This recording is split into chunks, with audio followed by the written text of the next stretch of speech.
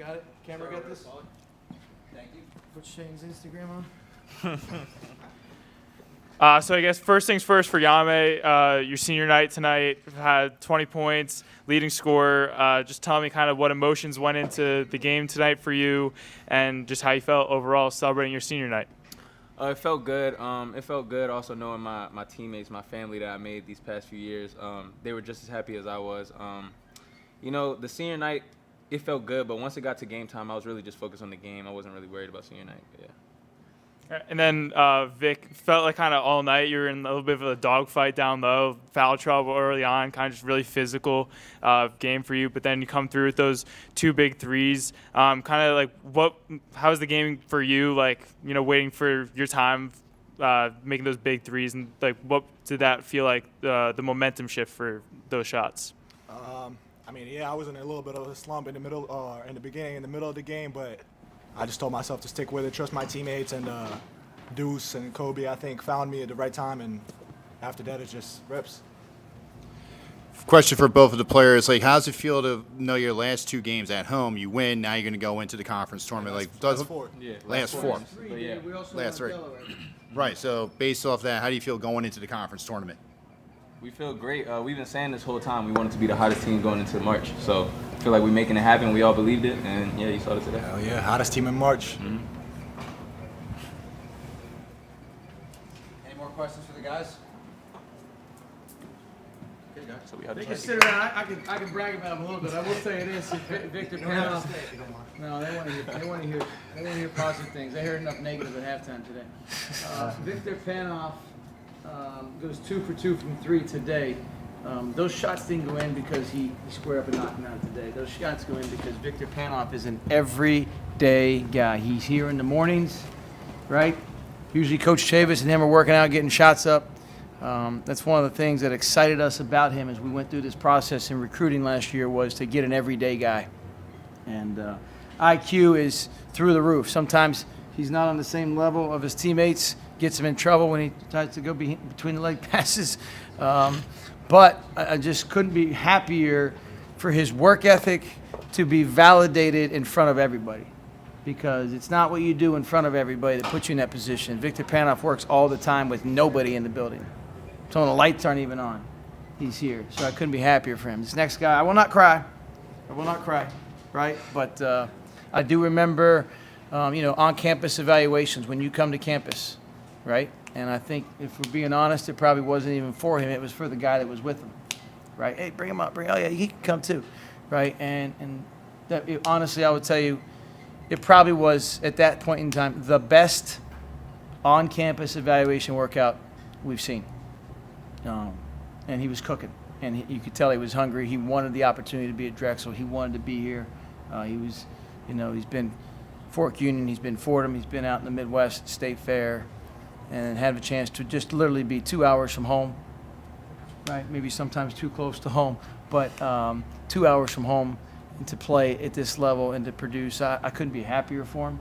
I think that the free throws have been a bit of a sticking point for him and all of us throughout the season. So to see him on what could be his final day, all right? That also could be his first of 2 senior days here, and I'm here for it. I'll tell you that right now, okay? But this is a new world we live in. I just couldn't be happier for him, all right, to finish this season and to – he puts the work in too. When was it? I'm trying to think. It was a Friday. It was a Wednesday night. Charlie and I went to the Catholic League semis, doubleheader. A great representation of Philadelphia basketball. Dave, you're always there. You got better seats than I do, but you're up there in the press. And it sold out Palestra, 2 games, right? And that second one ends 9:30, 10. We walk up, get our stuff out of the office. There's a ball bouncing, 10 o'clock at night. It's Yame Butler, right? Like working on finishes, doing different things, doing the stuff he does today. And I thought he had some incredible finishes. When he wasn't at the foul line, it's going to be a patent pending. The same one he had against Nova at Wells Fargo, he's had all the time. Left side, inside hand, contorted body finishes right there. So I just think, whether it's his last game or not, we got to celebrate our guys and their work ethic. And I think these 2 guys specifically today were validated for their process that they do. right? And I think that's huge. And I couldn't be more proud of them and the examples they set as student athletes. And they represent our university in the perfect way. I mean, you heard the ovation. You heard the ovation before. I took them out 20 seconds. We had to put them back in. I didn't expect them to score right away. But, that's a really good team. We'll probably, who knows, basketball world, we'll probably play them. We'll play Hampton. I have no clue. I don't care. I care about the letters next to our games, and we got 4 W's. And I don't think anybody in our league can say that going into the conference tournament. And it's a credit to our guys. Long answer to no question. You too, guys. All right. Anyone else, Coach? All right, Coach. Smart tonight. Coach, probably I may have knocked it out in one statement. We good? See you guys. Thanks, man. Thanks, John. Thanks for repeating Divide. Vic taught me some Russian words. Vic, that's a clean word, right? Divide, right? It's clean. Yeah, that's good. All right. Can get I some hope trouble. so. I hope so. Don't need any more issues. So the guys just kind of talked about going into March as the hottest team. That road trip to Virginia where you guys dropped both games against Hampton and William & Mary, felt like you guys were kind of teetering on a breaking point of the season. You come last 4 games of the season against teams ahead of you in the conference for the most part.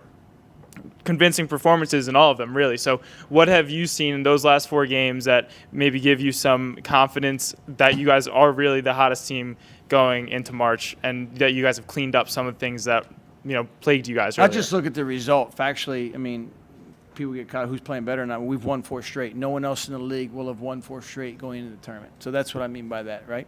So, but I think you touch on a big inflection point of the season is going on the road to Hampton and going on the road to William & Mary, a team we'd beaten by 20. We've played down there with a lead with 8 minutes to play. Couldn't quite hang on. I don't think they've lost a game this year at home until Wilmington, right? And they might be in a dogfight today against Northeastern. But I think, Paulie, that trip, we played better on Saturday we did on Thursday, and I think we've played better every game since then in a lot of ways.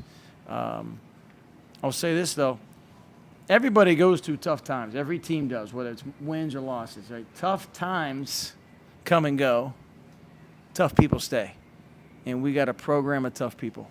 And I kind of draw strength from our staff and our players. We had strong faces. I probably would give myself a failing grade with faces and reactions and body language to calls in the first half. But got that corrected, and I thought we played through contact in a better way to start the second half. And then against Bashir and Durr, you guys, obviously in the first game saw just what they can do and how they can just wreck a game open. Much better job today. What adjustments did you guys make? Not telling you. Going to play them again. Why would I tell you and tell King, right? So our game plan was different. Got to write a story? Huh? Because I got to write a story. Well, then good luck. Write it without me. Right? I will say this. We did a better job. Madison Durr had 19 points from the foul line. He had 4 today. Kobe McGee guarded Bashir for most of the game. And I thought, made the quality of shot difficult. That's all you're getting from me. Respectfully. All right, David. So, Coach, as we know in the landscape of college basketball today, how does it feel to have some of the players that you recruited stay during their entire time here at Drexel? Yeah, I think that the world has gone to a transactional, damn near bank account send on play. We don't believe in it. We never have. It might be why I'm best aligned with Drexel University because Drexel's about people. All right? Drexel's about that group that travels with us. Drexel's about Sean Joyce here at 8 a.m. getting the game ready for a home game after working a wrestling match the night before and still dapping me up and having words of encouragement when he's working himself into the ground crazy weekend hours.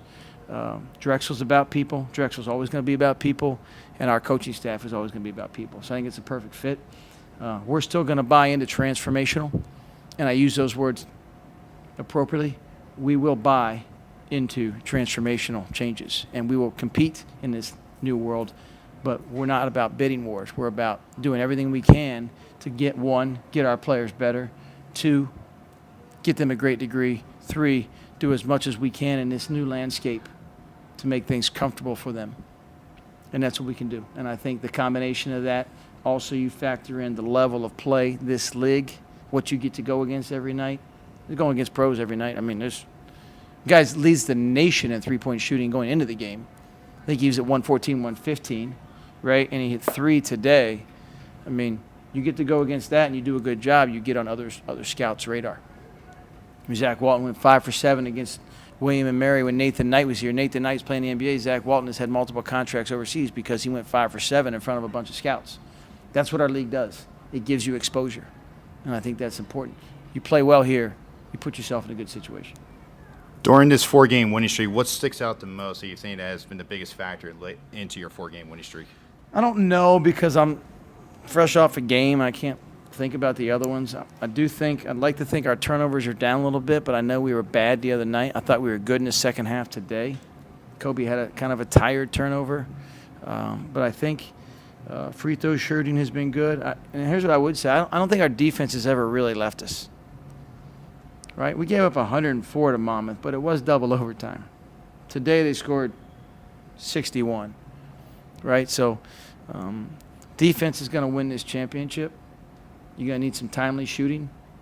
Right? And I think Jason Drake, who isn't celebrated today, probably hits as many timely shots in our program as anybody late in the clock.